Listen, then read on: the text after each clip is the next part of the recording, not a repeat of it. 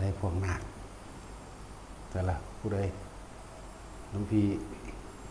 ได้ละผ่านบ่ผ่านแล้วเนาะสปายดรายผ่านเดี๋ยวมื้ออื่นจังโทรหาอุปชาการบวชบ่แม่นของง่ายเด้อถ้าสิเว้าเรื่องบวชตอนสมัยต้นแรกพระพุทธเจ้าแสดงธรรมจักรปวัตตนสูตรมือแรกพระอัญญาโกณทัญญะบรรลุโสดาบันให้มือแรกมือที่สองจังบรรลุอรหันต์พร้อมกันทั้งเบิดการบวชตะกี้ง่ายอยู่แต่สิเว้าเรื่องง่ายสุดเลยบวชกับพระพุทธเจ้าตรงเจ้าจงเป็นภิกษุมาเถิดอันทำอันเรากล่าวไว้ดีแล้วกล่าวข้ามว่าพุทธังสรณังคัจฉามิธัมมังสรณังคัจฉามินั่นแหละบัดนี้ก็สังฆังสรณังคัจฉามิมันเป็นยังที่พระอัญญาโกณทัญญะกล่าวพุทธังธัมมังใช่ป่ะสังฆังพานเลยว่าเพราะว่าเจ้าของสิเป็นสงฆ์เองที่แรกเด้มือต่อมา4องค์นั้นบวชจังพุทธังสรณังคัจฉามิธัมมังสังจังเป็นสังฆังสรณังคัจฉามิการบวชมิเท่านี้ตะกี้สมัยพุทธเจ้าไม่เลยจนถึงพยาสะเป็นองค์ที่6จนถึงหมู่พวกพยาสะอีกน่าจะเป็นพรรษาแรก61รูปนะ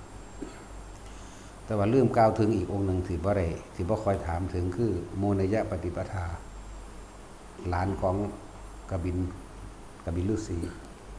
สิเป็นอยู่ในพรรษาแรกนะเพราะว่ารู้ว่าพ่อเพิ่นบวชตรงกับพระพุทธเจ้าบ่แม่นบวชตรงพระพุทธเจ้าตอนบวชตรงกับเจ้าชายสิทธัตถะพระยังหลังพระนารกะบวชตรงกับเจ้าชายสิทธัตถะตั้งแต่กบินโอเวอร์แมนยังละยังละลืมละนั่นแหละหลังจากฮู้ว่าพระพุทธเจ้าตรัสรู้แล้วเดินทางมาแต่ว่าในช่วงหนึ่งบ่ฮู้ว่าบันทึกไว้แบบใดอาจจะเป็นองค์ที่62อยู่แต่ว่าพูดถึงว่าการบวชถ้าตรงต่อพระพุทธเจ้าเลยในสมัยตะกี้ก็บวชบ่ได้ยากกล่าวคำว่าพุทธังสรณังคัจฉามิธัมมังสรณังคัจฉามิสังฆังสรณังคัจฉามิแค่นี้ก็ถือว่าบวช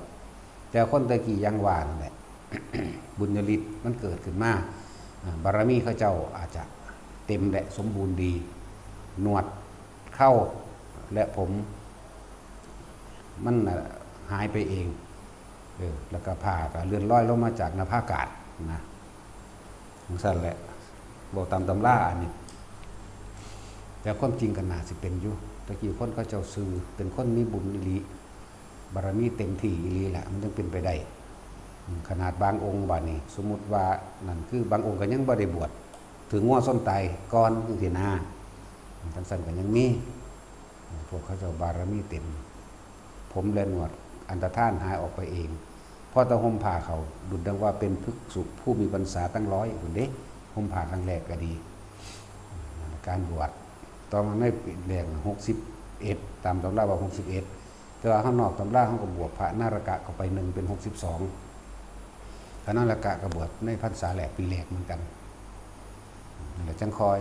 ขยายมามีภิกษุจำนวน1,250 รูปแล้วจังมาเริ่มบวชยากบัดนี้เพราะว่าพวกเดรัจฉีปลอมบวชยังหลายอันหลายอย่างอีกอย่างนึงแรกมันนั่นแหละภิกษุสงฆ์องค์ใดองค์หนึ่งแม่นบวชแล้วก็คือสามารถบวชผู้อื่นได้เลยบวชโดยการกล่าวคำพุทธังธัมมังสังฆังสรณังคัจฉามิบวชง่ายแม่นพระอัญญาโกณทัญญะนี่ไปบวชผู้อื่นก็บวชได้เลยแต่ว่าล่ะก็กล่าวคำเดียวกันนี่แต่อาจจะไปหาผ้าเอาเองอันนั้นมีผ้ามีบาตรมีหยังมาครบเลยแหละทั้งบวชได้สินะแต่ว่ากล่าวเนี่ยยุคต่อมาการต่อมาเรื่อยๆมีการแทรกซึมหรือมีการเรียกว่าจากทำลายมีพวกปลอมบวชเข้ามาเพื่อหวังทำลายนั่นแหละพวกเดรัจฉีทั้งหลาย จังมีการบวชบัดจังก็อาศัยสงฆ์ตั้ง20รูปจังบวชได้บัดนั่นแหละได้เป็นการยากในการต่อมาพระมหากัจจายนะพระกัจจายนะแหละซึ่งปูนอยู่แคว้นวันตีเมืองอุเชนีมันซึ่งเป็นประเทศที่ไกลหมู่แต่ว่าก็เป็นประเทศใหญ่อยู่นะไอ้กษัตริย์อุเชนีนั่นแหละเจ้าปัจจันตโชตเรียกว่าพระเจ้าปัจจันตโชตก็ได้ยินมาว่าพระพุทธเจ้าเกิดขึ้นแล้วก็เลยอยากนิมนต์พระพุทธเจ้าไปแสดงธรรมให้ฟังแต่ว่าเป็นประเทศที่อยู่ไกลหมู่แล้วก็การเดินทางก็ลำบากพร้อมในตรงนั้นต้องขึ้นภูเขาหลายลูกหนทางนี่180โยชน์นึงก็16กิโลก็16คูณ180มันก็เป็นจักกิโลเก่าจังซั่นแหละแล้วก็เลยส่งทูตมานิมนต์แหละพระกัจจายนะนี่เป็นคนที่มีปัญญาเฉียบแหลมสุขุมลุ่มลึกหลายอย่างแล้วก็เป็นเสนาบดีประจำของพระเจ้าปัจจันตโชตผู้มีความดุร้ายเด้เขาว่าปัจจันตะนะโชตนี่ผู้มีชื่อเสียงโด่งดังในความดุร้ายโหดเหี้ยมซึ่งเป็นแปลว่าจังสันปัจจันตโชตผู้มีชื่อเสียงกว้างไกลในเรื่องความโหดเหี้ยมแปล โอ้ยบาลีมันก็อยากลืมเบิดแล้วล่ะมันบ่ค่อยเว้าว่าเนาะให้เดินทางมา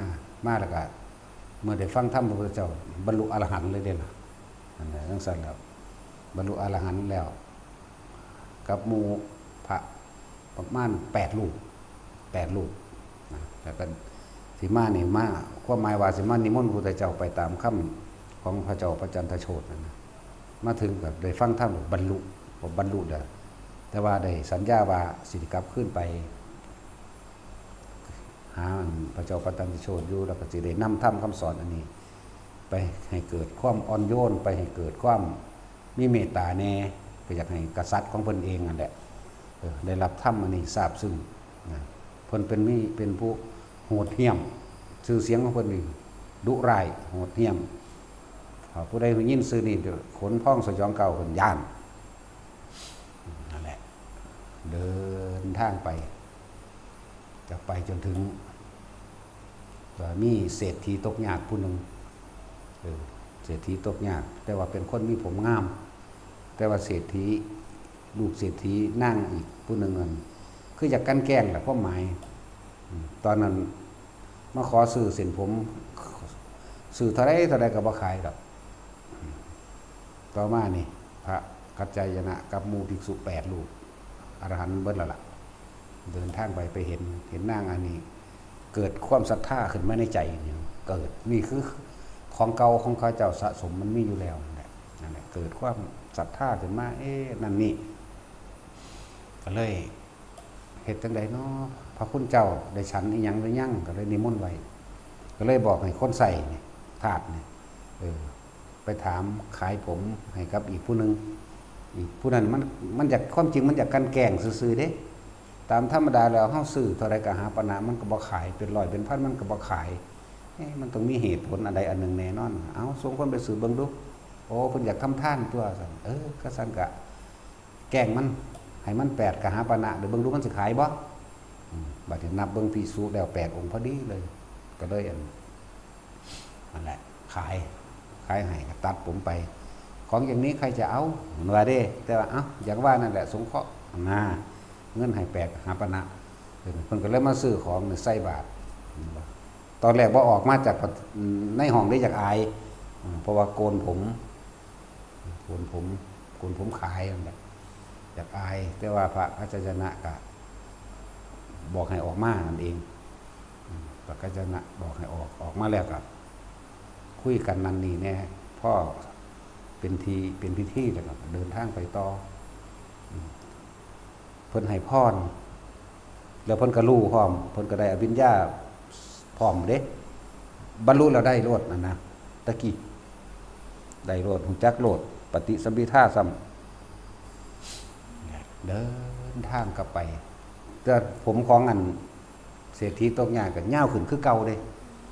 นั่นแหละให้ท่านกับพระอรหันต์ก็ว่านั่นแหละตั้ง8 องค์คนเนาะท่านกับพระอรหันต์กับรู้ความวิตกในใจของหญิงก็นั่นนำนั่งจักซื้อวางเลยลืมหมดแหละดูความในใจนำเพิ่นก็เลยให้พรนะความวิตกในใจตัวนั้นคืออยากให้ผมเกิดหรือว่าในความวิตกว่าถ้ากูรวยถ้ากูมีเงินเหมือนเดิมถ้ากูมีนั่นมีนี่รุดดังว่าตอนที่มารดาบิดาอยู่เฮาสิทำการสงเคราะห์หมู่ภิกษุนี่เฮาสิสร้างวัดให้เฮาสิเป็นอุปถากอุปถัมภ์อย่างดีคิดไว้นะเพิ่นก็เลยให้พรตามความคิดจากว่านี่เพิ่นก็ให้พรนางปรารถนาเช่นใดจงเป็นเช่นนั้นเถิดแล้วก็ไปผมก็ย่าวขึ้นมาเมื่อกลับถึงเพิ่นละเมืองอุเชนี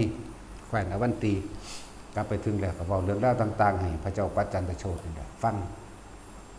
แสดงธรรมก่อนให้ใจเย็นลงจากว่านี่แสดงธรรมโดยอนุพุพิกถาจากว่านี่อนุพุพิกถาเรื่องของท่านเรื่องของศีลเรื่องความภาวนาเรื่องเมตตาจนถึงกสิฮอดอริยสัจกับพระท่านได้ฮอดก็เลยหยุดไว้ก่อนแค่นี้เอาเรื่องของนางอันนี้มาบอกให้ฟังนางคลายผมนี่นางผมหอมนี่นั่นแหละผู้นี้ก็เกิดความจากสงเคราะห์ก็เลยส่งเสนาอามาตย์มารับเอาไปเป็นมเหสีนั่นความที่เรานึกไว้ในใจของเราเลยสมหวังเมื่อได้ขึ้นเป็นมเหสีแล้วก็ได้ขอสวนหม่องหนึ่งสำหรับสร้างวัดดูแลภิกษุอย่าว่าล่ะสำหรับสร้างวัดดูแลภิกษุเหล่านี้ภิกษุ8 องค์นี่แหละที่ไปน้ำกันความคิดที่เราคิดไว้วิตกไว้เป็นการสมหวังวัดให้ท่านรับพระอรหันต์ปฏิสัมภิทาถึง8 องค์อะไรอย่างสั้นแหละนี่คือแม่นว่าจากใดมันก็ได้แต่ว่าคิดไว้ซื่อๆมันบ่กล้าขอเคยเขาจะบ่ได้ขอคิดแต่ว่าวิตกไว้ซื่อๆเด้คิดไว้ไหมวิตกไว้แต่กูได้จังซั่นจังซี่กูจะบ่ให้ภิกษุลำบากเลยนะที่เป็นอุปถากแบบนั้นแบบนี้ก็นึกไปในใจเจ้าของครับทั้งนี้ก็เอวังโหตุหล่นแล้วบัดนี้ครับว่าจงเป็นเช่นนั้นเถิดว่าซั่นว่าท่านได้ขออย่างอยู่ปากบ่อนออกแต่ว่าใจมันออกกลับไปพระเจ้าก็จึงโปรดรับเป็นมเหสีแต่งตั้งเป็นมเหสีแล้วก็เลยขอข้ออันนึงว่าขอให้ผู้การเนี่ยได้เป็นผู้อุปถากดูแลภิกษุผู้มีคุณบ่แม่นมีคุณเฉพาะผู้ขาแม้พระองค์ก็ได้รับพระความเมตตาจากพระพุทธเจ้าไล่ไปนั่นแหละจนสร้างวัดให้ได้นั่นแหละเป็นทีมาอันนึงหลังจากนั้น บัดนี้ก้าวย้อนหลังเกิดมันติดกันในมือที่พระพุทธเจ้าแสดงธรรมจักรปวัตนสูตรนางการีโสนกุติกันนะตะกี้เล่าซื้อว่าแค่ว่านางการีซื่ออันเป็นเศรษฐียุคแคว้นอวันตีนั่นแหละเข้าใจว่าอยู่กุลุคละเมืองกุลุคละแคว้นอวันตีแต่บ่ห่างกะซาจิเว้าว่าเป็นอำเภอซะไป ประเทศแคว้นคือประเทศแคว้นอวันตีคือประเทศแต่ว่าซื้อเมืองอุเชนีกษัตริย์ชื่อว่าปัจจันตโชตแต่นั่งอีกผู้หนึ่งนี่สิอยู่อีกอำเภอหนึ่งค่ะกุลุคละนั่นแหละกุรุคระกุลละกุลุอย่างนี้ กุลุคละนั่นแหละกาว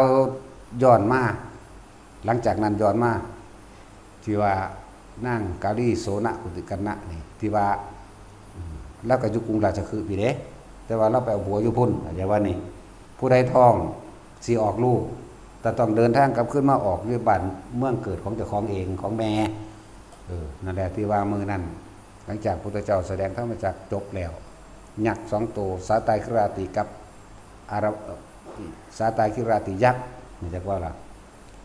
เขาคุยกันนั่งนี่กำลังสิเยื้อมมือไปเปิดประตูเลื่อนหน้าต่างนี่แหละหน้าต่างกำลังแย้มฝาพระแก่ออกนะแววหูก็เลยได้ยินเสียงคุยกันจนเทิงบนหลังคาอาการปิติเลยเกิดขึ้นอย่างว่าดิค ขนลุกขนพองสยองเก่าขึ้นปุ๊บแต่เป็นผู้ข่มปิติเอาไว้ได้ทำจิตเป็นกลางๆอย่างว่านี่บ่ไหลไปตามปิติอย่างว่านี่แล้วก็ฟังเบิ่งอยากกระเว้ากันสาตาคิตะคิราติยักษ์กับเหมาวตายักษ์คุยกันเหมาวตายักษ์กำลังเบิ่งสวนดอกไม้ดอกไม้นี่มันเป็นหยังมันคือบานสะพรังขึ้นเต็มสวนอยู่แท้ทั้งที่บ่แม่นฤดูของมันที่สิบานนะพอดีสาตาคิราติก็มาเห็นเพื่อนบอกเพื่อนเอ้ยพระศาสดาเกิดขึ้นแล้วพระธรรมได้เกิดขึ้นแล้วแสงสว่างแห่งโลกได้เกิดขึ้นแล้วท่านไปอยู่ไหนมานะท่านบ่รู้บ่ว่าพระพุทธเจ้าได้เกิดขึ้นแล้วนะนี่คือคำคุยกันบัดนี้ก็เลยคุยกันเรื่องธรรมะล่ะคุยไปนั่งอันนี้นั่งกาลีนี่โสนกุติกันนะนี่พอตอนฟังธรรมจบปุ๊บบัดนี้ก็ออกลูกพอดีแล้วบ่ได้กลับบ้านหรอกเป็นที่มาแห่งความเหตุแห่งความเป็นสื่อเป็นชื่อว่าโสดนั่นแหละโสดโสนกุติกันนะเป็นผู้ได้ยินได้ฟังธรรมอันพระพุทธเจ้าได้แสดงแล้วจากยักษ์ทั้งสองเทวดาทั้งสองนั่นแหละคุยกันก็เลยบรรลุนั่นคำว่ากุติกันนะนี่เป็นสื่อต่อท้ายเพื่อเกิดความจำสื่อดอกอันนี้หลังจากนั้นกับผ้าเดินทางกลับไปอันนี้ว่าย้อนหลังก่อนเด้อนั่งนี่กับบรรลุโสดาบันเข้าใจบ่นี่แล้วก็มาแสดงธรรมเว้าให้หมู่อีกผู้หนึ่งฟังก็บรรลุเหมือนกันเมืองเดียวกันหรือเมืองกุรุขละอันนั้นย้อนหลังแต่ว่าในตอนนั้นบัดนี้นั่งอันนี้ฮู้จักว่ามีภิกษุสงฆ์มีวัดอยู่แล้วคือพระกัจจายนะอาจจะบ่นี่เลยพาเด็กน้อยอันนี้นี่พาเด็กน้อยอันนี้ไอ้โสนกุติกันนะนี่ไปฟังธรรมในเมืองไปฟังธรรมในเมืองเด็กน้อยอันนี้ฟังแล้วก็บรรลุธรรมเด้เด็กน้อยอันนี้พระโสนกุติกันนะนั่นแหละไปฟังธรรมก็เอาลูกอุปถากเลยเอาอุปถากพระนั่นแหละวันนี้ตอนนั้นความยุ่งยากในการบวชก็คือต้องอาศัยสงฆ์20 รูปแล้วใช่บ่เนี่ยเพราะว่ามันมีหลายๆอย่างเข้ามาในหันพวกนักทำลายปลอมบวชเข้าไปพวกนั่นแหละเดรัจฉีทั้งหลายปลอมบวชเข้าไปเพื่อสิบังทำลายการบวชตะกี้มันบ่ได้ขัดกรองท่านจึงเป็นภิกษุมาเถิดอันทำเราไว้กายดีแล้วกล่าวไว้ได้ดีแล้วนี่ก็บวชโลดแม้นผู้อื่นก็บวชโลดบัดหลังจากพระกัจจายบวชมาแล้วก็บ่ได้ให้บวชจังบ่เป็นเหตุให้การบวชมาปัจจุบันนี้ต่อมานั่นเพิ่นก็บรรลุธรรมไปเรื่อยเป็นอุปถากไปเลยล่อภิกษุกว่าสิครบถึง20 รูปมันหายากอยากว่ากว่าสินิมนต์พระกัจจายนะได้ต้องนิมนต์พระจากที่ต่างๆบ้านเมืองมันก็ไกลเนาะ20 รูปต้องรอจนถึง4 ปีเบิ่งจังได้บวชพระอยากว่านี่เพิ่นก็เฝ้าอุปถากอุปชฌาย์เพิ่นอยู่หั่นอุปชฌาย์ก็คือพระกัจจายนะแหละแต่ว่าตอนนั้นก็บวชเนียนไปก่อนเลยวันนี้เฝ้าอุปถากไปจนพระครบ20มาครบ20แล้วก็เลยได้บวชเพราะถ้าบวชจบแล้วก็บรรลุอรหันต์เลยเด้พระองค์นี้ก็ดีพระโสนกุติกันนะอยู่มาอีกจากพรรษาหนึ่งจังซี่ก็มีความคิดว่าอยากเห็นพระพักตร์ของพระพุทธเจ้าอยากเห็นหน้าพระพุทธเจ้าเป็นจังไดน้ออีกอย่างหนึ่งพระกัจจายนะก็เล็งเห็นความสำคัญอีกอันนึงว่าภิกษุกว่าจะครบองค์ประกอบในการบวชยากเหลือเกินก็เลยบอกให้ลูกศิษย์ฟังว่าให้ไปขอลดหย่อนผ่อนผันขอความอนุเคราะห์จากพระศาสดาให้เปลี่ยนเป็นยติจตุถกรรมบวชนี่สงฆ์4 รูปก็ได้จัตุถะมันก็แปลว่า4นั่นแหละจาก4มันได้ภาษาบาลีบ่เอกะ1เห็นบ่ทวิสัตตะสัตตะก็เจ็บตัวถ้าจะเว้าโดยลำดับมันสิตอบไปซื่อๆมั่วเนาะ กูก็ต้องดักไปไกลๆอย่างตัว เอการหนึ่งทวีสองติสามจตุสีจะสี่นั่นแหละเพิ่นก็ได้เดินทางมาสนะเพิ่นก็เรียนรู้ในคำสอนของพุทธเจ้าไว้เบิดทุกอันทุกอย่างเท่าที่มีเท่าที่ได้นั่นแหละแล้วก็เดินทางมาพระพุทธเจ้าก็รู้ก็เลยบอกให้จัดที่อยู่น้ำกัน หมายถึงว่าอยู่ในห้องเดียวกันอุปชาเธอสอนอันใดมั่งขอให้เธอจงกล่าวให้เราฟังหน่อยนะพุทธเจ้าบอกให้ก็เลยลองทำนองสาพัญญะบ่แม่นสารพันคือเฮามาลองกันซุมื้อเด้บ่แม่นสารพันบ้านห้องฮีมาวันนี้มาสี่คนบ่แม่นแบบนี้เด้ ยักก็ล่ะ บ่แม่นแบบนี้เด้ออันนี้มันเป็นของโลกเขาลองกันเด้เพิ่นก็เลยกล่าวให้ฟังมาคุยตอนที่พระโสนะเป็นผู้เทศนาหรือว่าท่องจำหรือกล่าวสารพันจะนี่แม่เพิ่นก็หูยินเด้อยากว่าล่ะไปโดยพยานของพระพุทธเจ้าเป็นฤทธานุภาพของพระศาสดาเฮ็ดให้คนพวกนั้นหูยินนำนั่นแหละพวกนั้นก็บรรลุสกิทาคามีเด้บัดนี้อยากว่าล่ะพระพุทธเจ้าก็มือไม่มากก็เป็นอันสมควรแหละก็เลยกล่าวขอจตุถกรรมในการบวชใหม่อาศัยทรงสีลูกก็บวชได้แล้วนะพระพุทธเจ้าก็เร่งไปก็เลยอนุญาตให้นั่นแหละเลยบวชง่ายกว่าเฮาก็เพราะว่าพระโสดาปุติกนะนี่แหละกับพระกัจจนะเป็นความคิดของพระกัจจายนะจากบ่ล่ะพระกัจจายนะเป็นผู้เลิศทางใด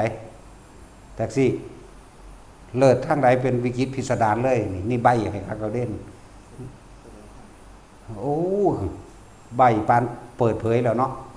วิจิตรพิสดารทั้งแสดงธรรมให้วิจิตรพิสดารจากหัวข้อเดียวขยายความออกให้เข้าใจง่ายจากยาวๆย่อสั้นลงเหลือเพียงแค่คำเดียวเข้าใจป่ะล่ะนั่นแหละพระโสนะโลดทั้งใด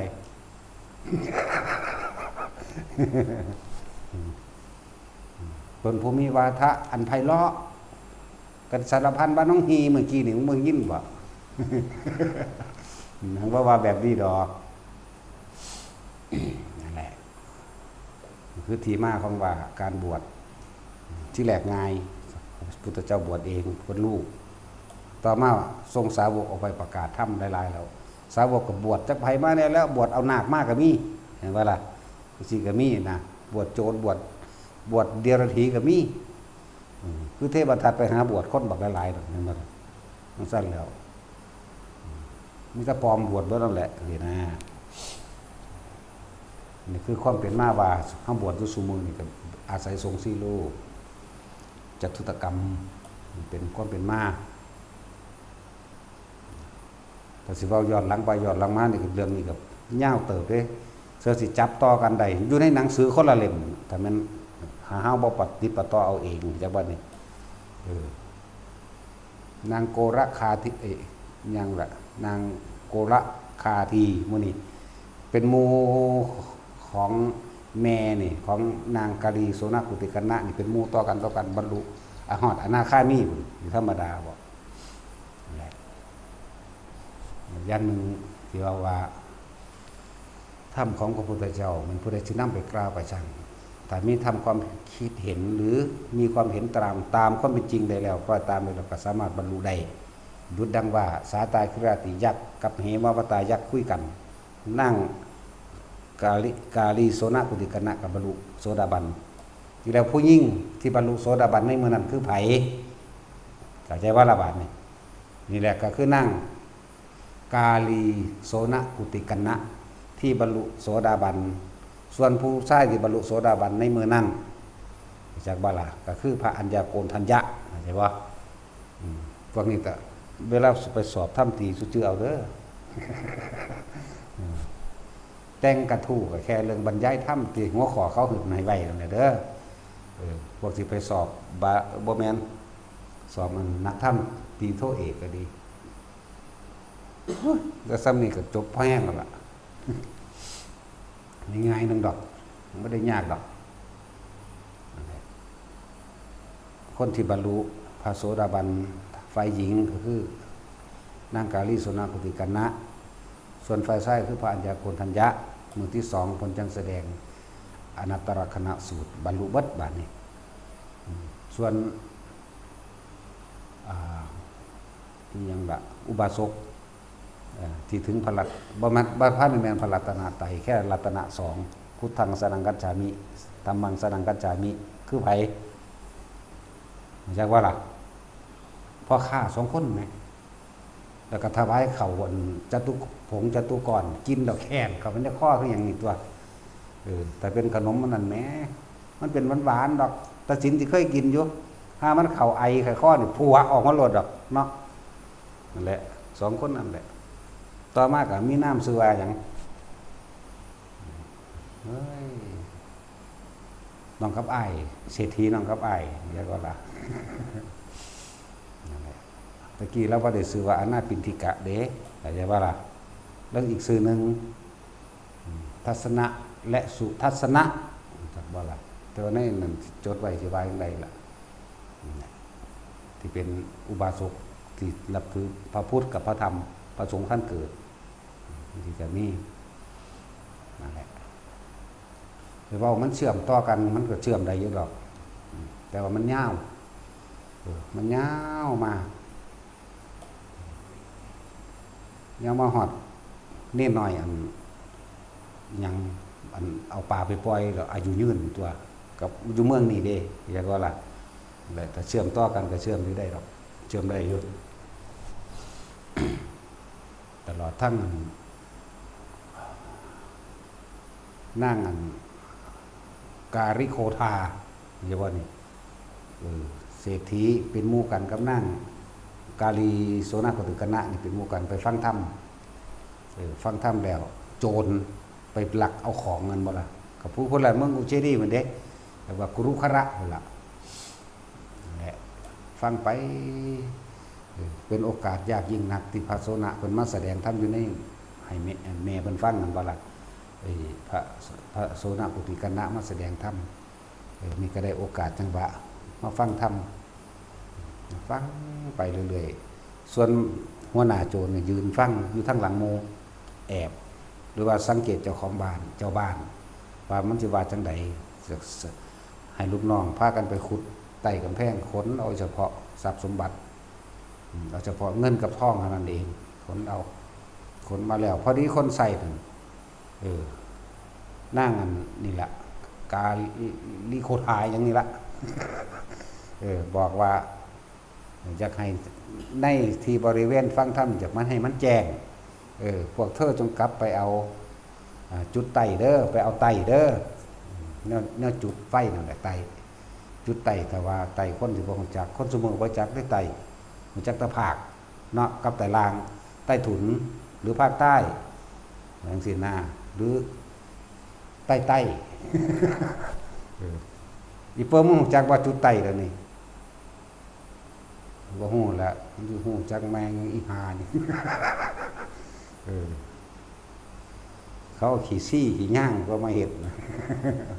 ขี่ซี่ขี่ย่างมาโบดใส่ยางไอ้มันเหนียวๆจักว่าล่ะมันจุดไฟเขาเริ่มไต่รู้จักไต่เทียนบ่นั่นแหละแบบนั้นแหละอันนี้เทียนแล้วไต่เทียนอันนั้นจุดไต่นั่นแหละให้เอามาเน็บตามเสาศาลาตามกกไม้กลับไปพอได้เห็นพวกโจรกำลังขนเอาทองขนเอาเงินฟ้าเอาแลนกลับมาแต่ว่าตอนนั้นพระโสนะกำลังแสดงธรรมอยู่มาหอดแต่มาสะกิดเจ้านายเป็นแม่หญิงโจรกำลังขนเอาทรัพย์สมบัติไปเบิดแล้วนะแม่หญิงก็เรียกสมุนบริวารกลับขึ้นไปรักษาดอกเดี๋ยวตีปากเอาเลยนางนี่เห็นบ่โจรเขาเอาเฉพาะในสิ่งที่เขาต้องการหรอกเขาเอาเฉพาะเงินกับทองเท่านั้นเขาไม่เอาบ้านเขาไม่เอาที่ดินไปด้วยหรอกอย่าไปการที่จะได้ยินได้ฟังธรรมเป็นของหายากแม้ชีวิตนี้เราก็ปรารถนาอยู่เท่านี้เห็นบ่ล่ะเนี่ยเขาจะเห็นความสำคัญของธรรมอย่างนี้เด้แล้ว บรรลุฮอดอนาคามีพุ่นเด้ฟังธรรมมื้อนั้นหรือพอตบรรลุอนาคามีแล้วส่วนหัวหน้าโจรอยู่ข้างหลังนั่นโหบาปกรรมกินหัวผู้ละเนาะบาดนี่เห็นว่าสำนึกได้เด้ขนาดทรัพย์สมบัติเขามากมายมหาศาลเขายังบ่ได้ห่วงเขาบ่ได้สนใจอีหยังเลยแต่ว่าความสำคัญของธรรมแม้ตัวเฮาเองฟังมานี่ก็ลึกซึ้งเหลือเกิน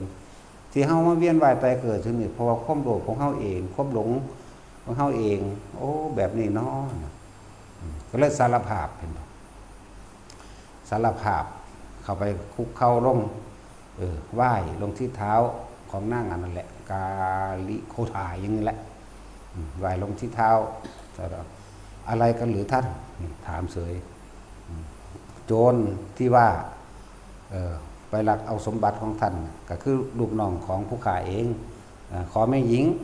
ได้โปรดอภัยโทษให้ผู้ฆ่าได้บ่สมบัติใดๆก็ไม่มีค่าเท่ากับธรรมแม้ชีวิตของฉันเองก็ไม่มีค่าเท่ากับธรรมภาษาอะไรกับชีวิตของเธอที่เราจะไม่ให้อภัยเข้าใจบ่นี่เธอจะไปสำคัญอะไรเห็นบ่เพิ่นบ่ให้ค่าอย่างเลยแหมคุ้มแล้วเพิ่นว่าคุ้มแล้วที่ได้เกิดมาในชาติชีวิตนี้นี่เราให้อภัยท่านนั่นท่านฟ้าวกลับไปบอกบริวารให้นำทรัพย์สมบัติทั้งหลายแล้วขึ้นไปไว้หม้องเก่าแล้วก็เอิ้นบริวารมาทั้งเบิด500นั่นแหละเอิ้นมาขอขมานางอันนี้นางก็แสดงธรรมให้ฟังซ้ำหนึ่งซ้ำสองก็ไปฟังพระโสนกุติกันนะเป็นผู้แสดงที่สองบรรลุไหมบรรลุพวดทีเดียวด้วยหอดอรหันต์เก่งกว่าไม่เก่งอะไรเป็นช่างสั้นก็เลยได้บวชพระกัจจายนะเป็นผู้บวชให้เป็นอุปชฌาย์แต่ว่าถ้าสิพูดถึงแต่ก็เขาเจ้าก็แต่งให้พระโสนกุติกันนะเป็นอุปชฌาย์เวลาใดมิตรเอิญว่าอาจารย์ของข้าอาจารย์ของเราเห็นนาหรือว่าอุปชฌาย์ของผมแต่ที่บอกภาษานั้นนั่นแหละเขาจะเห็นคุณค่าของความจริงที่นำออกมาแสดงทุกสมุทัยในโลดมรรคนั่นแหละที่เขาเจ้าแสดงก็ดีแค่ว่าล่ะแต่พวกเข้าอธิบายให้ฟังแต่ละมือนี่เนาะจักสิเอาจำใดวันหีดใส่ออกเบิดแล้วยังก็เลยเบิดใส่เบิดตับล่ะ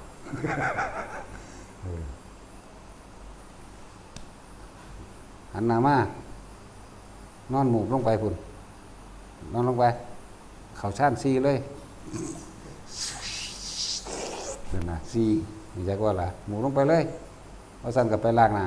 ไปเดี๋ยวล้างหน้าไปจนมันฟ้าเมื่อได้บอกอย่างมีแมงบุหานให้เห็นคุณค่าผู้ใดเห็นคุณค่าของธรรมก็คือเห็นคุณค่าของตนจากว่าล่ะได้ตนคือได้ธรรมคือเห็นตนนั่นแหละเห็นตนแล้วตนคือหยังตนคือทุกข์คือหยังล่ะคือความยึดมั่นถือมั่นนั่นแหละแต่หนทางออกจากทุกข์คือหยังล่ะนี่มันก็เลยเห็นคุณค่าของเจ้าของเลิกพยายามเอาตนเองออกจากทุกข์ให้ได้โดยการหักห้ามใจโดยการฝึกหัดโดยการปฏิบัติไปเรื่อยนั่นแหละพูดถึงว่าการบวช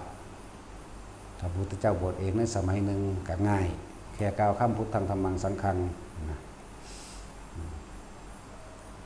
ในระหว่างช่วงกลางๆบวชยากพอลาบสักการะตลอดทั้งคนเปลี่ยนความเห็นใหม่ตะกี้เคยนับถือพวกเดรัจฉีเปรตผี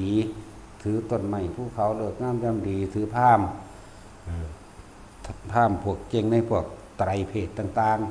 ๆบอกเลิกบอกงามยามดีหรือว่าดูดวงดูดาวแล้วก็แต่งพิธีสะเดาะเคราะห์และขอร้องเทพเจ้าให้ดลบันดาลนี่หน้าที่พราหมณ์จะให้เกิดรับค่าจ้างเท่านั้นเองวันพวกเขาคนทั้งหลายมันได้ดวงตาเห็นธรรมเข้าใจว่าล่ะคือเข้าใจความจริง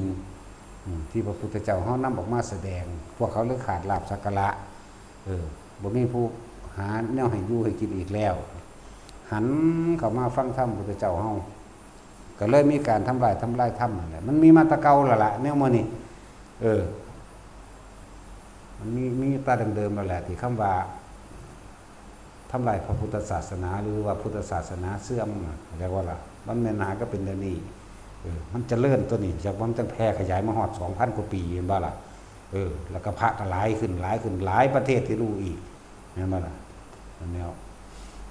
เสื่อมเฉพาะคนที่บ่ปฏิบัติเพราะว่าพุทธศาสนานี่หนทางก็ยังอยู่คงเดิมมรรคมีองค์8นี่หนทางแห่งความบริสุทธิ์หนทางแห่งการเข้าสู่วิมุตติหลุดพ้นหนทางแห่งพระนิพพานก็คือมรรคมีองค์8เรียกว่าศาสนาทางความรู้ก็ว่าไปทางเดินของผู้รู้บัดนี้นั่นแหละพุทธะนี่ผู้รู้แล้วบัดนี้นั่นแหละทางเดินของผู้รู้หนทางยังอยู่เหมือนเดิมจากวันนี้ท่านไม่เดินทางเองท่านก็เลยไม่เข้าสู่ความเป็นผู้รู้เองมันสิเสื่อมมาจากไสเสื่อมเพราะว่าคนบ่ปฏิบัติมันบ่ได้เสื่อมเพราะว่าภิกษุนักบวชดอกเนาะเสื่อมเพราะว่าผู้บ่ได้บวชเด้บวชเข้ามาหลายๆแท้แม่มึงสิเสื่อมอยู่บ่วะเนาะเรียกว่าล่ะ 2-3 แสนภิกษุเดียวนี่ในประเทศไทยนี่คนเท่าไหร่70 ล้าน72 ล้านมันบอกอันปลายมันนะก็หลายก็พวกบวชแล้วเนาะมันไม่ได้เสื่อมเพราะว่าพวกนั้นหรอกเสื่อมเพราะว่าผู้บ่บวชนั่นแหละและการสืบทอดศาสนาโดยตรงอันเป็นอัตลักษณะเลยคือภิกษุนักบวชเรียกว่าล่ะก็คือภิกษุนักบวชแต่ว่ามีภิกษุนักบวชจะเอาหยังไปสอนเอาแท็กซี่มึงพาลูกมึงไปแสดงธรรมเรื่องนิพพานกูหรือใครสิฟังมึงอยู่บ่เนาะสั้นแล้วไปเบิดครอบครัวไปลุงป่าอาเอาไปแสดงเรื่องปานิพพานให้สิฟังแม่นบ่ซั่นแล้วมันบ่ได้เสื่อมเพราะว่าผู้พยายามทำลายดอกเขาทำลายมาตั้งนานแล้วบัดนี้วงในทำลายกันเองคือเทวทัตเห็นบ่ซั่นเทวทัตพยายามฆ่าพระพุทธเจ้าก็พยายามฆ่าอยู่เท่าใดเถื่อ16 ครั้งเนาะหรือที่ยิ่งกว่านั้นพุ่นแล้วแต่จะบ่ว่าตั้งแต่พยายามฆ่ามาตั้งแต่เป็นเจ้าชายอยู่พุ่นแม่นบ่บวชเข้ามาแล้วก็ยังพยายามฆ่าอีกฆ่าคนบ่ได้ค่ะทำลายพระวินัยโดยการหาวิธีให้คนเกิดความเข้าใจผิดแล้วเอาไปมาเลยอยากเป็นใหญ่ปกครองสงฆ์เองบัญญัติเอาเองเพื่อให้เกิดความแตกแยกจังซี่แล้วก็ยังคงมาอยู่เท่าซุมื้อนี้อยู่ได้ล่ะเนาะเพราะภิกษุนักบวชสืบมา ไม่ได้เสื่อมเพราะว่าผู้บ่บวชพวกมันเก่งว่าน้ำบ้านน้ำเมืองกันโอ้ยหาเลี้ยงเจ้าของก็ได้เถอะเนาะยังว่าอันนี้หลวงพ่อนี่บ่อึดคนหาเลี้ยงเด้แม่นบ่ซั่นเฮาบ่ได้นึ่งข้าวกินเองเด้บ่อึดผู้หนึ่งให้มีแต่แนวดีๆเอามาให้เนาะแม่นว่าล่ะบ่กินข้าวคนกูก็กินข้าวผีกูสิเงิดไผบ่บาดก็ยังว่าคนมีบุญเนาะบ่แม่นคนบาปนั่นแหละคำว่าเสื่อมมันบ่มีเสื่อมเฉพาะบุคคลผู้ไม่ปฏิบัติอันเรื่องศาสนาอื่นๆจะบ่ไปเว้าถึงเด้เฮาก็บ่ได้เคยไปก้าวไกลอีหยังดอกเนาะเฮาบ่ได้ไปว่าอันนั้นไม่ดีอันนี้ไม่ดีเด้ล่ะเพราะว่าเฮาเว้าเรื่องของธรรมะสูงสุดก็คือธรรมะอยู่แล้วธรรมะล่ะมีค่าเมื่อผู้ใดเข้าใจธรรมคือความจริงของชีวิตแล้วเดินทางตามหนทางมรรคมีองค์8ไปแล้วก็เข้าสู่พุทธะอันตัวบัดนี้อย่างวันนี้ธรรมนี่เป็นของกลางที่เพิ่นวางไว้แล้วแม้กระทั่งคำพูดที่เป็นธรรมคำพูดที่จริงความเกิดเป็นทุกข์บางทีเสือหรือบ่เสือก็สั่งตัวมึงเกิดมาแล้วมึงบ่ทุกข์บ่วะเนาะความแก่ความเจ็บความตายไม่เป็นอย่างอื่นนี่คือความจริงเกิดแล้วต้องแก่ต้องเจ็บต้องตายนี่บ่ได้เกี่ยวกับศาสนาแม่นบ่ล่ะสร้างมันมีศาสนาใดเดี๋ยวมันคือตายอยู่เนาะหมามื้อนั้นหมูมื้อนั้นเป็ดไก่มื้อนั้นปลามื้อนั้นกุ้งหอยมื้อนั้นมันมีศาสนาอยู่บ่ล่ะเกิดแล้วก็ต้องแก่ต้องเจ็บก็ต้องตายบ่เกี่ยวกับศาสนาเลยนี่คือธรรมถ้าเข้าใจธรรมแล้วเข้าใจความจริงของชีวิตแล้วพึงเข้าสู่หนทางแห่งการปฏิบัติเพื่อความพ้นทุกข์บัดนี้พ้นจากการเกิดการแก่การเจ็บการตายเดินมรรคมีองค์8เห็นบ่สัตว์เขาว่าเป็นหยังคือว่ามรรคมีองค์8ก็สัมมาทิฏฐิมีความเห็นถูกต้องตามความเป็นจริงไม่ได้เห็นผิดเพี้ยนจากที่อื่นเลยนี่สัตว์โลกเป็นไปตามกรรมเกิดแล้วต้องแก่เจ็บตายมื้อนี้โลกนี้หาความกีรังยิ่งยืนไม่ได้เป็นของไม่เที่ยงเกิดตั้งอยู่ดับแม่นบ่นี่แม้คำว่าธรรมอยู่นี่แม้ทำยังให้เฮาสิพ้นออกจากธรรมนี่ออกจากธรรมทั้งหลายแล้วนี่ ทำฝ่ายอกุศลทำฝ่ายกุศลบัดนี้นี่ความจริงฝ่ายอกุศลคือหยังเห็นแก่ตัวนั่นแหละอย่าว่าล่ะอกุศลเบิดแต่ว่าเห็นแก่ตัวดอกแล้วแต่มึงสิเฮ็ดไปจังไดเนาะทำฝ่ายกุศลคือหยังละความเห็นแก่ตัว มีการให้ทานเป็นต้นทานศีลเนกขัมมปัญญาวิริยะขันติสัจจะยุทธานเมตตาจนถึงอุเบกขานั่นมาถึงอุเบกขาว่างแล้วก็เป็นพุทธะอันตัวจะบอกเรื่องธรรมมันมีของมันอยู่แล้วมันเป็นของมันอยู่แล้วเพราะเป็นอย่างอื่นสัตว์ทั้งหลายเกิดแล้วไม่เป็นไปอื่นเด้เกิดแล้วแก่เจ็บป่วยพัดพรากจากสิ่งที่รักหรือสิ่งที่รักพัดพรากจากเราเองและตายไม่เป็นอย่างอื่นเป็นเช่นนี้เป็นตถาคือความเป็นเช่นนี้สัตว์ทั้งหลายเกิดแล้วแก่เจ็บตายเท่านั้นไม่เป็นอย่างอื่นนั่นบ่ล่ะจะสร้างตัวไม่ได้เกี่ยวกับศาสนานี่บอกเรื่องธรรมเลื่อนว่าเมื่อเข้าใจความจริงคือธรรมคือความจริงของชีวิตนี่เข้าใจความจริงแบบนี้แล้วมันก็หาหนทางที่จะเดินไปเพื่อให้พ้นจากความเกิดความแก่ความเจ็บความตายเลื่อนว่าสัมมาทิฏฐิเห็นตามความเป็นจริงแล้วนี่เป็นแค่เบื้องต้นอันนึงต่อมาวิธีมันแบบไหนเราก็ต้องอาศัยการได้ยินได้ฟังลองคิดทบทวนเบิ่งดูศาสนาใดก็สร้างบัดนี้เราจะพูดถึงเรื่องศาสนาคำว่าคนบ่ได้เกี่ยวกับศาสนาด้วยเนาะคนนี่ทั่วโลกด้วยเนาะแต่ว่าทุกคนบัดนี้ที่เกิดขึ้นมาแล้วนี่ต้องแก่ต้องเก็บต้องตายเท่านั้นแม่นว่าล่ะมันจังสั่นตัวนึกถึงความเป็นจริงกูนี่ยุทธศาสนานั่นศาสนานี่กูก็เกิดนั่นแหละกูก็แก่คือกันเด้น่ะเนาะกูก็เก็บปวดป่วยคือกันเด้เนาะกูก็หิวกูก็ร้อนกูก็หนาวคือกันเด้เนาะเวลาคนติดกูหักตายกูก็ให้น้ำเขากูก็คิดฮอดเขาแล้วกูก็บ่อยากให้เขาตายแม่นบ่แล้วกูก็บ่อยากตายจากคนที่กูหักอีกแน่บ่ได้เกี่ยวกับศาสนาได้บาปนี่นั่นแล้วลองคิดทบทวนเข้ามาเบิ่งในตนเองพุ่นล่ะปู่ของปู่อยู่ไสพุ่นไล่ไปพุ่นตัวตายแล้วนั่นผู้ใดเกิดสิมีปู่คือกันตัวเนาะคนคือกันหรอแม่ประเทศอื่นมีปู่บ่เขาเอิ้นหยังคือภาษาฝรั่งมั้ยเขาเอิ้นหยังนั่นแหละมันมีเดี๋ยวโอนฟาเถอะยังกันจังซั่นแล้วโอ้กูเอาฝรั่งก็เป็นเด้ว้าวกูก็บ่เป็นกูมันถนัดคักจังซั่นแล้วนั่นแล้วเขามีปู่มีย่ามีตามียายมีลุงมีอาเนาะมีอังเคิลภาษานั้นกูก็บ่เป็นเด้แปลว่าหยังมึงจักกูบ่โหกูว่าแปลว่าเหียตาเดียวที่จังซั่นแล้วนับได้บ่ล่ะภาษานั้นกูจำบ่ผิดก็มวยปรีบายโบนปรำมวยปรำปรีหยังกูก็พอได้อยู่เด้โดมมาปรีเด็กกูก็พอได้คือกันอยู่เด้มึงด่ากูว่าแม่กูด่าหมาสีแม่มึงคือกันกูก็พอได้อยู่สั่นแล้วแต่ซ้ำนั่นล่ะว่าแต่พอได้เว้าให้มันหัวซื่อๆล่ะญี่ปุ่นนี่กูก็พอได้คือกันเด้เนาะมึงแปลเด้ออิกิมิซันจันกุแปลบัดนี้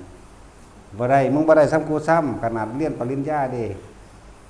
กูจบป.6 นึงเด้จังซั่นเลยนั่นแหละมันตลกเพราะซั่นมันสิเครียดกระดาษคำว่าธรรมเขาก็เกิดมาแก่เก็บตายเหมือนกันเนาะบัดนี้สัตว์มันเฮาฮู้ภาษามันถ้าฮู้ภาษาก็มีเด้สัตว์มี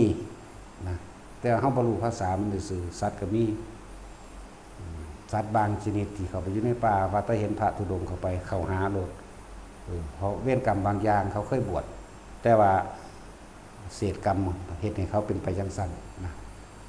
สร้างบางโตอุปถากเฮาก็มีเด้อสิบอกให้มีจังสิบ่มีเสือมื้อนั้นงูมื้อนั้นเขาก็มีเด้แต่เฮาบ่รู้ภาษาเฮาเลยคิดว่าเขาบ่มีเข เขาบ่อาจสามารถบรรลุได้คือกันเห็นว่าล่ะบัดนี้เราเรียนว่างูนะมาฟังธรรมนี่พญานาคเห็นว่าล่ะเขาเอิ้นแต่พญานาคเอิ้นนาคธรรมดาเอิ้นงูธรรมดานี่แล้วพญางูใหญ่ว่าที่เคยเกิดเป็นพระโพธิสัตว์น่ะมีบ่ล่ะรู้ธรรมบ่ล่ะรู้ก็เลยเว้าผู้ที่ทัดนาคใหญ่บำเพ็ญเพื่อหยังซั่นเห็นบ่จังซั่นล่ะมีเป็นจังซี่เพราะมีนกคุ้มมันนั่นเด้ซั่นสำคัญแล้วนกยุงมันนั่นคือกล่าวคำนี้ได้เอานมัตถุพุทธานังนมัตถุโพธิยานั่นศาสตร์นี้ก็ว่าอาศัยโมละปริตหมายถึงเครื่องป้องกันของนกยุงปริตแปลว่าป้องกันเครื่องป้องกันโมระแปลว่านกยุงเครื่องป้องกันของนกยุงก็คือการกล่าวสัจจะในความเคารพนอบน้อมพระพุทธเจ้าทุกพระองค์นามัตถุพุทธานังนี่ขอความเคารพนอบน้อมของข้าพเจ้าจงถึงแด่พระพุทธเจ้าทุกพระองค์นามัตถุโพธิญาณเห็นว่านกยุงได้นั่นขอความเคารพนอบน้อมของข้าพเจ้าจงถึงแด่พระโพธิญาณอันเป็นเครื่องตรัสรู้ของพระผู้มีพระภาคเจ้าทุกพระองค์อีกนะโมวิมุตตนังขอความเคารพนอบน้อมของข้าพเจ้าจงถึงแด่ความหลุดพ้นในมันนะโมวิมุตติยาขอความเคารพนอบน้อมของข้าพเจ้าจงถึงแด่พระผู้พ้นไปแล้วหมายถึงพระอรหันต์นั่นมีหรือว่ามีนะมีหรือสิบ่มีนกยุงนกขุมพญาช้างชะทันนี่ว่าเรื่องสัตว์นี่เปรียบเอาเด้อเพราะว่าสัตว์มันไม่รู้เรื่องเป็นหยังที่บ่รู้เอาควายมาไถหน้าตะกี้มันคือจักหองมันคือจักเฮยมันคือจักแจะปากเฮ้ยมันบ่สัตว์มันคือหูสัตว์แต่จังสั่นตัวนั่นละภาษามันว่าล่ะม้ากะเสะแล้วแต่บ่รู้เรื่องจากกระติกใส่แหงหางด่าเฮาได้ฮู้จักบ่อันห้องด่าแหงหางตายจุ้ยแล้วเป็นศัตรูกันกับหมาแฝงเอ้ยหล่นแล้วตาจุ้ยเราบ่ฮู้ภาษาซื่อแต่ตาจุ้ยฮู้ภาษามึงตายเดี๋ยวนี้เลยด่าแม่กูบอกอีดีนั่นแหละแง่งขึ้นบักแง่งๆกันด่าเด้นั่นแล้วเป็นจังสิบ่รู้ภาษาบาดแมวหมามันนี่หลายๆอย่างหูอยู่แต่พวกเฮาบ่ฮู้มันเองแต่ว่ามันฮู้แล้วก็ล่ะก็จังสั่นตะมีแต่เขาบ่รู้ทำได้ซื่อเขาก็มีเขาก็เสียใจอยู่บางตัวบางอย่าง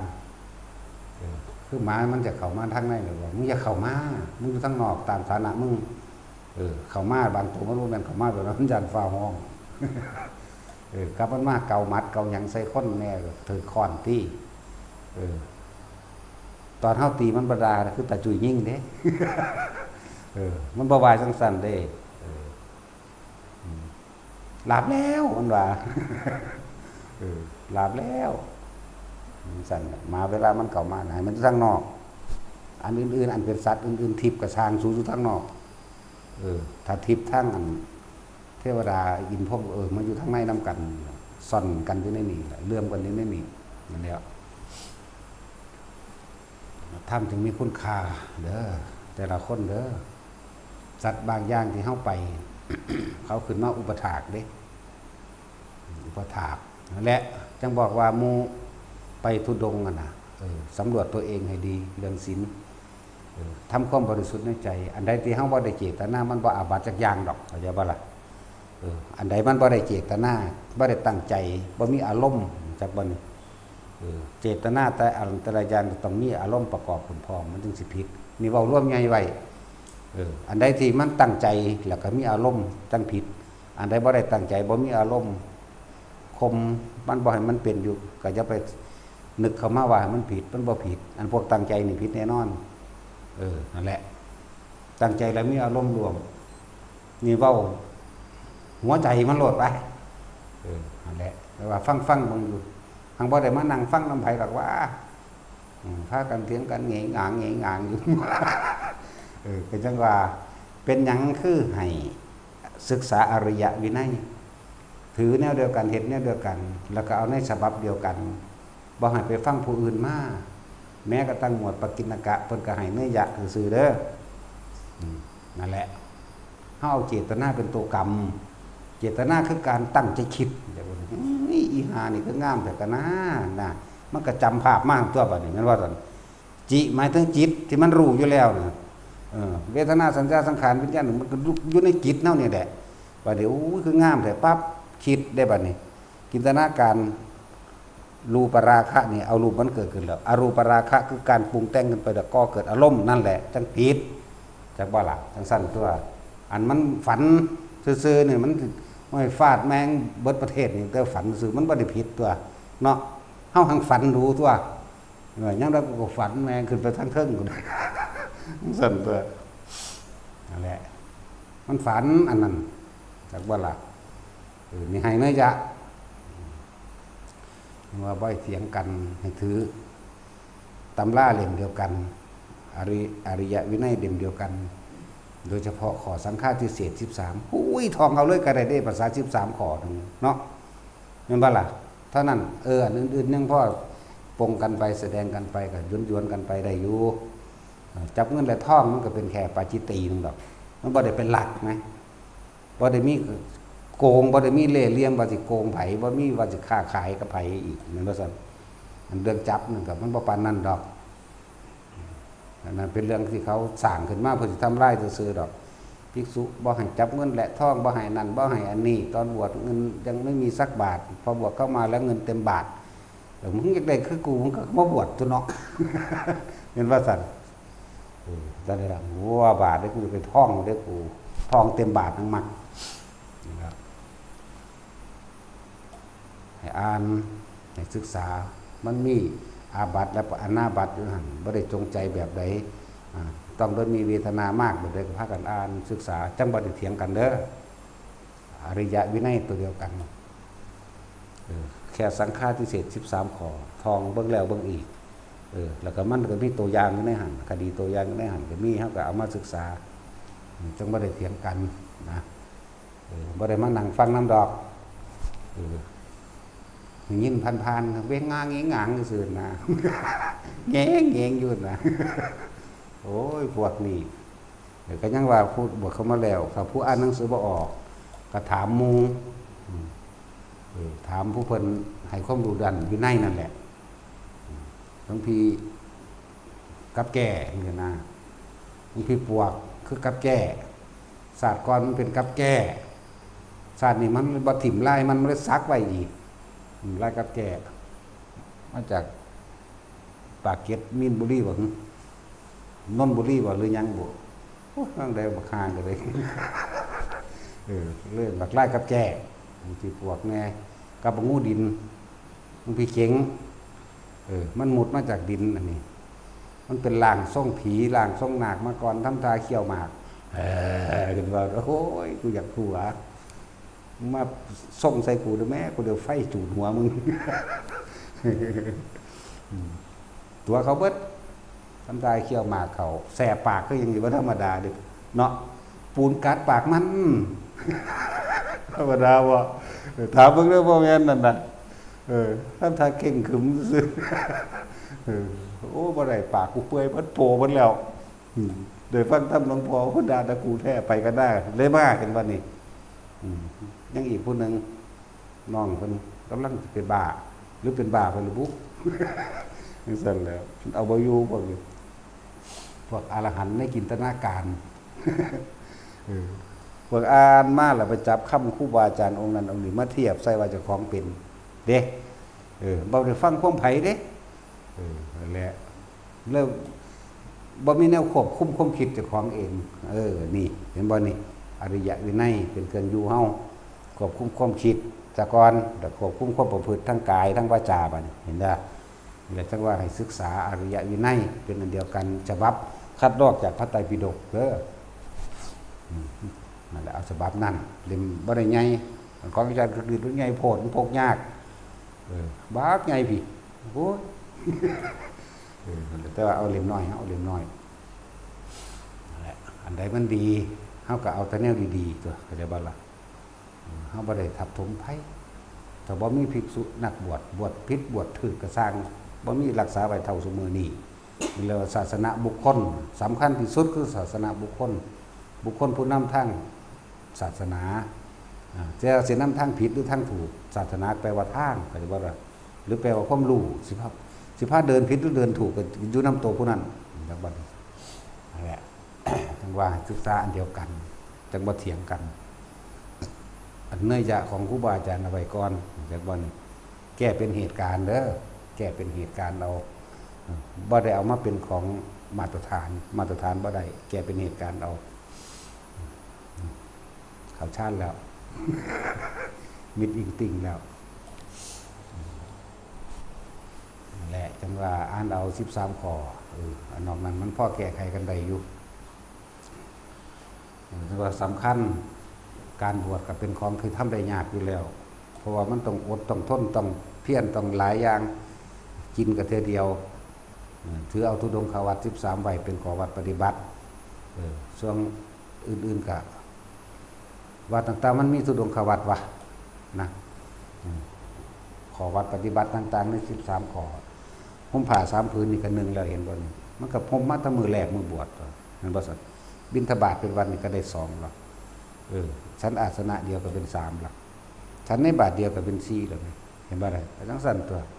อันอื่นๆสิเฮาก็สิมีการสวดมนต์มีการทำวัดก็เป็นปกติของเฮาอยู่แล้วมันก็หลายขึ้นอยู่เด้ล่ะนั่นแหละอันอื่นๆสิเนสัชชิกหมายถึงว่าธุดงค์หรือตั้งขอมาบังคับตัวเองโดยพิเศษก็ตั้งหากสิอดข้าว5มื้อ7มื้อ10มื้อก็แล้วแต่ของไผของมันร่างกายไผมันที่เขาจะอดข้าวเพราะว่าของบางอย่างก็คือฮอร์โมนหรือมันถูกกันกับอาหารที่จริงจิตทั้งบ่เป็นแต่ว่ากายมันเป็นก็มีพวกกายเป็นเองแต่ว่าจิตทั้งบ่คิดบ่เป็นแต่มันออกก็ช่างมันเข้าใจบ่ล่ะก็เลยบอกว่าเอาเจตนาเด้อจะไปเถียงกันนั่นน่ะนั่นแหละอีกอันนึงว่าให้ศึกษาตัวนี้เป็นเครื่องเฮาบ่ทันรู้จักอะไรผิดอะไรถูกดอกบ่แม่นเข้ามาเป็นอรหันต์เลยอย่าเป็นอรหันต์ยากอยู่น้ำหมู่ก็บ่ได้เนาะเพราะว่ามันสิมีแต่บอกคนมารับธรรมเข้าใจก็ล่ะมาฟังธรรมก่อนนี่โดดเด้ผู้อื่นผิดปั๊ดถือกูผู้เดียวหมู่เขาเลยบ่อยากให้อยู่นำอรหันต์นั่นมันยากคนอย่างคือไกลๆมันก็ฟ้าวไวไปเขาไปหาหน่อไม้เขาบ่ได้อยากมาฟังธรรมไปกลุ่มแสดงธรรมให้เขาฟังเขาบ่ฟังเอานรกให้เขาคนบาปว่ะไปบนได้บาดนี่ตกนรกนะแม่เจ้าของกำลังใหม่อยู่นะบ่รู้เนาะ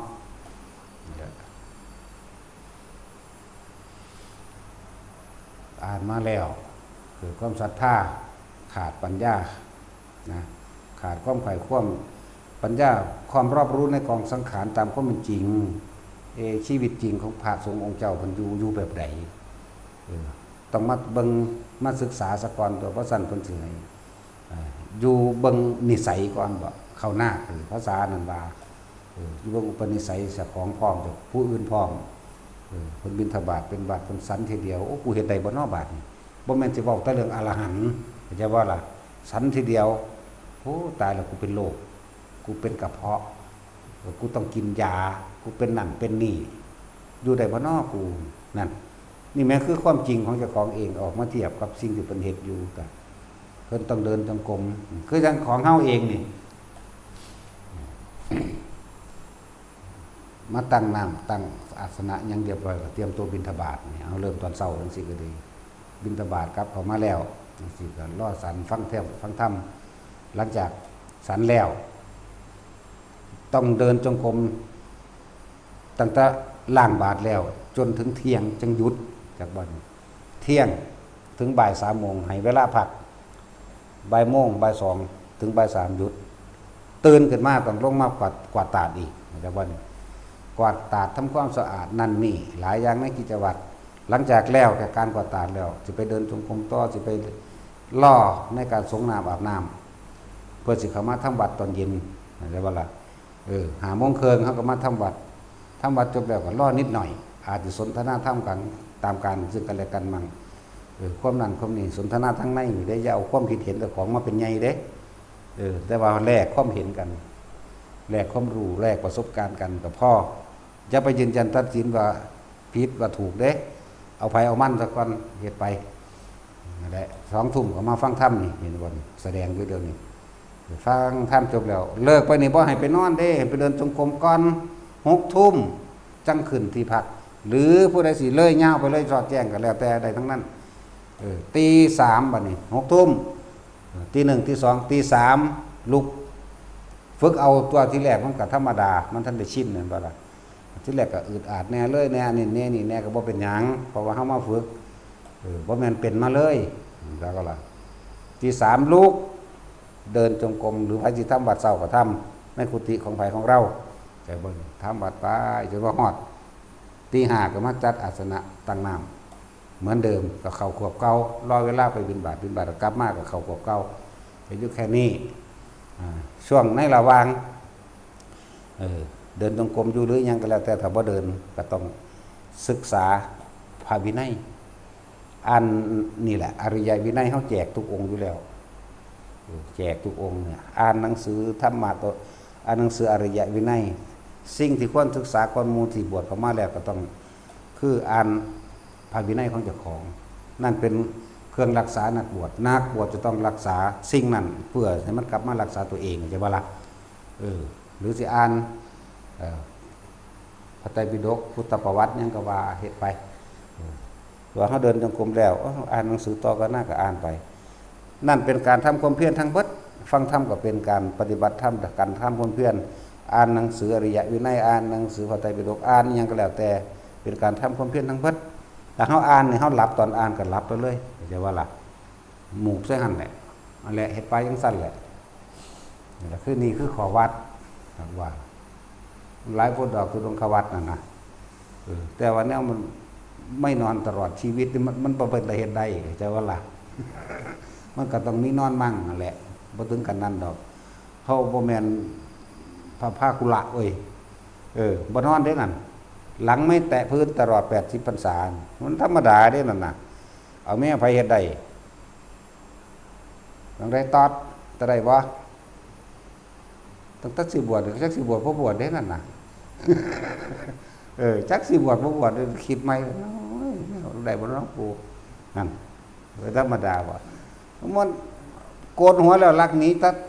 เขาน่ะก็ยังมีเนาะตาสินเอ้าหน้าผู้นึงไปไสว่าซั่นอุ้ยเห็นขึ้นรถทางพุ่นแล้วว่าซั่นเขาว่าตลาดอุ้ยเห็นยืนถ่ารถตู้อยู่ซั่นแนมหน้าแนมหลังอยู่ซั่นผู้ใดธรรมดาบ่ขนาดอยู่เป็นเดือนกว่าๆแล้วเด้มาล่อนี่เห็นว่านี่ก็ยังว่าพุทธเอ้าอันนาคกันคือมาอยู่พี่เขาว่ากลับมาฮอดนำสิไปถามไปถามมานาคอีกผู้นึงไปไสเขาถามกันเนาะอุ้ยเห็นยืนรอถ่ารถตู้อยู่พุ่นเด้ทั้งหน้าโรงพยาบาลว่าซั่นโอ้ยไปแล้วเป็นธรรมดาเด้พวกนี้มาอยู่เบิ่งแล้วโอ้กูเฮ็ดได้คือเพิ่นบ่เนาะมาเห็นได้บาดเนาะเอ้าคนล้างบาทแล้วเดินจงกรมบางองค์สัตว์เลยจนว่าฮอดทำบัตรมาทำบัตรต่อบ่นอนเลยก็มีเห็นบ่จังซั่นตัวไปเห็นตายแล้วครูบาทนี่เห็นบ่ล่ะโอ้ยสุดยังสวนยางกะ โอนให้ลูกแล้วว่าเด้รถก็ให้คนนั้นให้คนนี้ว่าเด้โอ้ยเอาจริงตลอดชีวิตซั่นฮอดบ่ได้บวชกูยันบ่บวชตลอดชีวิตอยู่อัน บ่บวชตลอดชีวิตคือป้าโตสุดเท่ากับเตรียมบาทเท่ากับเตรียมให้เบิดแล้วเนาะถ้าว่าไม่บวชตลอดชีวิตสิคืออยู่ผู้จังสัตว์ก็ธรรมดาเด้ผู้ใดว่ามันง่ายผู้เราสุขสบายมึงมาเนาะมาเถิดน่ะนั่นน่ะพวกบ่ฮู้จักหยังบัดเข้าคุกเป็น10 ล้านคนเด้อล่ะคนติดคุกอยู่ในคุกไหมเนาะแนวยากปานนั้นสุก็ยังไปอยู่บัดนี้มันง่ายอยากสุขสบายสุขคือบ่มามีอยู่300,000ไปนี่ตีค่าโดยประมาณปัดขึ้นให้มันพอ300,000ซ้ำ2,700,000เท่านั้นแหละภิกษุสงฆ์ในประเทศไทยนี่ปัดขึ้นให้มันว่าขึ้นหลายซื่อๆเข้าใจบ่ล่ะค่าโดยประมาณปัดขึ้นบ่ปัดลงดอกเข้าใจบ่แล้วหรือสิใส่สเปรย์รูทอีกแต่จิตรู้จักบ่ได้นี่ข่อยก็บ่รู้จักเด้ข่อยว่าไปซื่อๆแหละข่อยเว้าน้ำหนังนั่นแหละข่อยเว้าน้ำสเปโร่โจรจักว่าสเปโร่และเอาสมาทาน